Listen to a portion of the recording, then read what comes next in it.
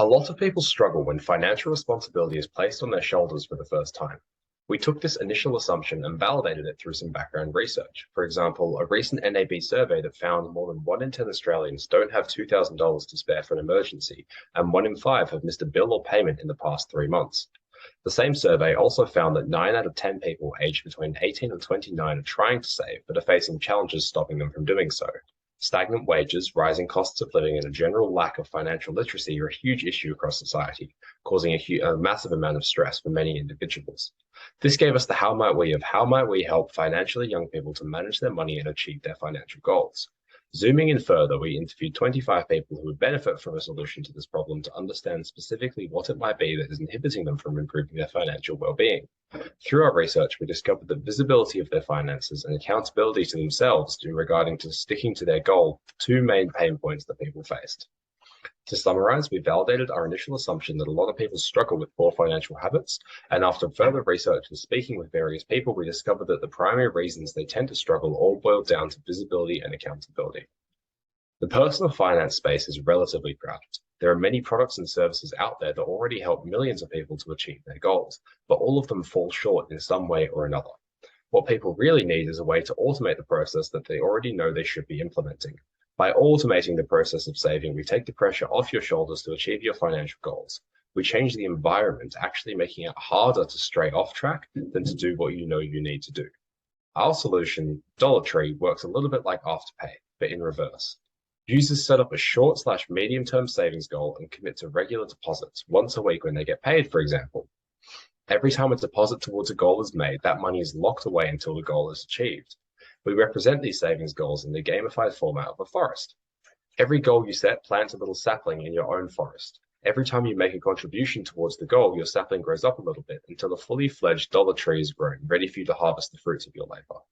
We are using smart contracts to process and store our users' deposits, then return them once the goal has been met. Smart contracts are programs stored on a blockchain that run when some predetermined conditions are met. Our total available market, according to a recent NAB survey, is around 18 million Australians who want to save but are currently struggling to save.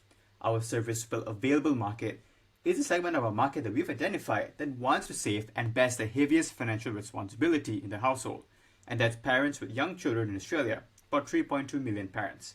Aside from personal lives, they have numerous brackets of expenditure to account for. Our serviceable obtainable market would be around 5% of the SAM. That's around 80,000 parents in Australia.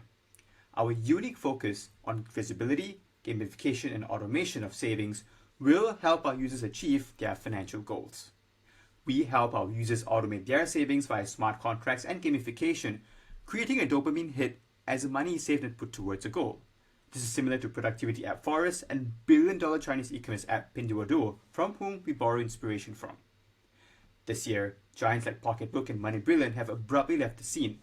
The reason?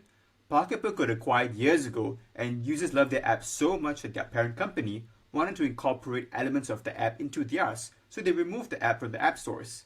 There are at least 880,000 users from Pocketbook as reported in 2020, all looking for another app to help them.